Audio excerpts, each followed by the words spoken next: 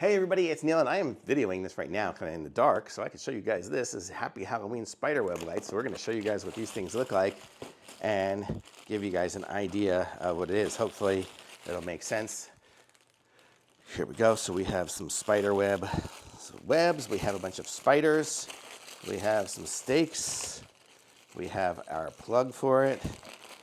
And then we have our huge spider web that we're going to set up.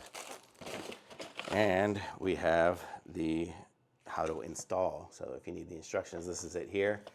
You know what I'm going to do? I'm actually going to install this outside, and I'll just show you guys what it looks like when I'm done, because I just don't have the ability to install this here in my kitchen. So I'll let you see it when it's done.